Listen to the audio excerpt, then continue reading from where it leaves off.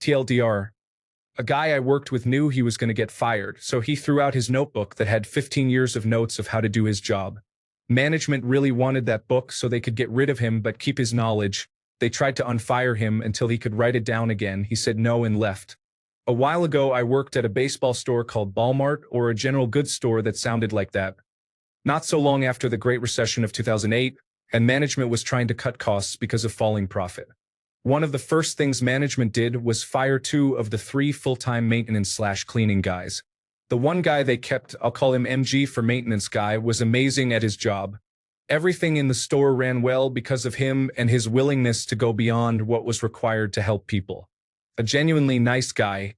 For 6 months, management tried to make having 1/3 of a maintenance staff work, and it failed miserably. MG could not do everything, and over time management increasingly asked him to coordinate some part-timers that were supposed to do the cleaning in carts. He spent so much time coordinating that he had no time for maintenance. The night crew was also cut, so they couldn't pick up the slack. Then 2 things happened within the space of a week that told management how important he was to the store running well. First, some cleaning machines broke down. Turns out they have to be properly cleaned weekly.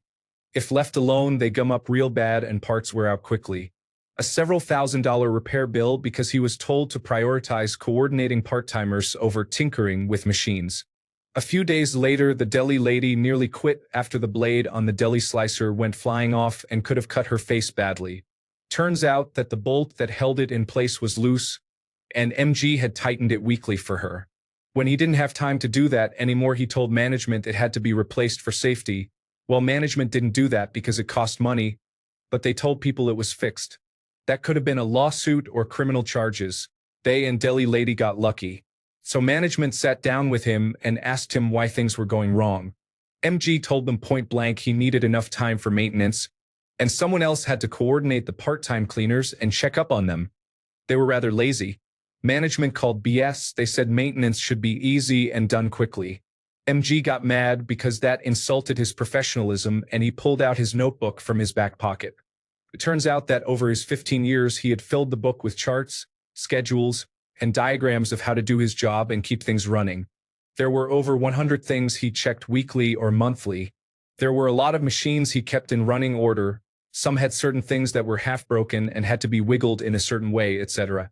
To be honest, a lot of these things were minor or major safety hazards, but over the years management was fine with not replacing multi-$1,000 machines if MG knew how to keep them working.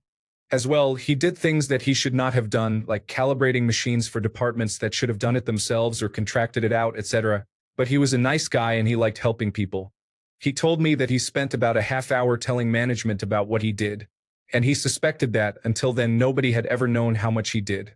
Well, he may have said a few swear words and derogatory things while telling management why he needed time to do stuff. It was not a good moment for him and he was pissed.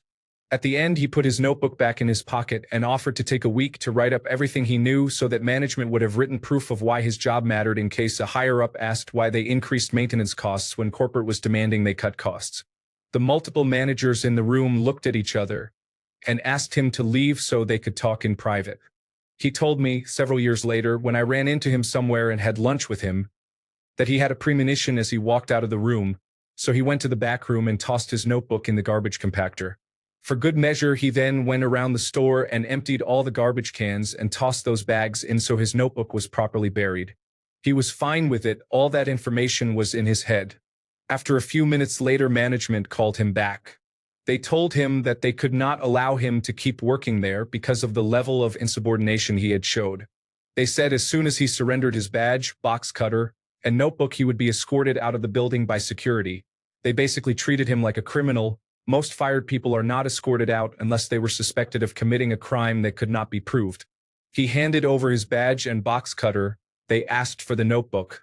He said he threw it in the compactor. Their eyes went wide and they asked why he threw it out. He said he thought he was going to write everything up nicely on the computer from memory, so he thought he was done with the notebook. At this point, management starts looking at each other worried, because they had intended to take his book, fire him, and have a less subordinate part-timer, who doesn't get expensive benefits like a full-timer, do his job. Now they couldn't. One of the managers suggested that he be allowed to write up the info before being escorted out. The others agreed. He was given the chance to be unfired just long enough to give them the info. How kind. He laughed and walked out, head held high, and management followed him to his car to make sure he left. I don't have exact numbers, but I guesstimate the store had to spend at least 20 or 30,000 bucks to replace stuff that MG had kept working beyond the equipment's lifespan, and the new guy they hired had a hell of a time figuring out how things worked. To be honest, in a few cases MG had gone too far, like creating fire hazards by taping broken chargers together after rewiring them instead of tossing them, but management had never complained when he saved them money. There was also a lot of things that should have been done by the health and safety team or the departments, but they also never complained about having less work.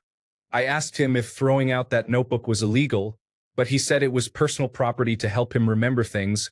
It was not a work-provided notebook. He was proud of what he did. His pride clearly showed in how he told the story. He said that nobody is allowed to question his professional judgment by implying he is lazy. I agree. Edit. After reading the comments, I'll say a few things to clarify some things. It might be too late for that, but I don't check Reddit while I sleep. I came in the day after the deli machine incident. I was hearing things and I asked someone what happened.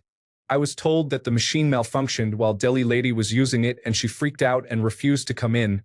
She took a few days off to calm her nerves.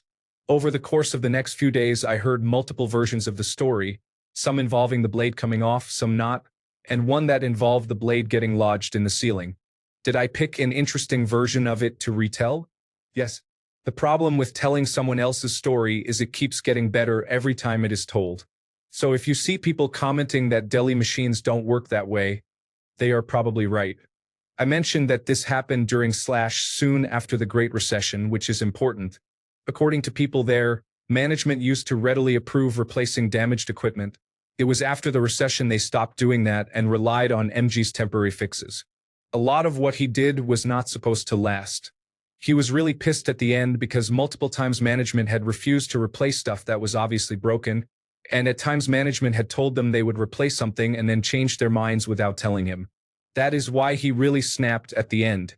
Some people have pointed out that replacing $20,000 of machinery is cheaper than paying a guy for 15 years. That is technically true, but stuff does not stop breaking down or stop needing to be cleaned just because someone was fired. The store had to replace him anyhow, so firing him did not save money. As well, that $20,000 or so of replacement should have happened over 4 or 5 fiscal years, not all at once. Chances are some manager kept getting good annual reviews for keeping capital spending down, not realizing that he was just postponing the inevitable. Final edit.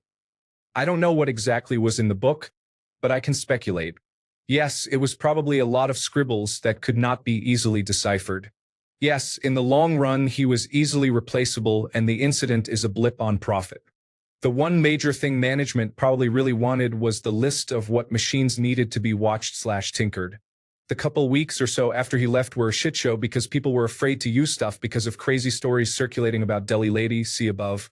But within 2 months things were humming along. This is not a subreddit about proper management or profitability, it's about revenge, and he got his revenge. Please leave your story in the comments. Also, don't forget to like and subscribe to get new update. Thank you.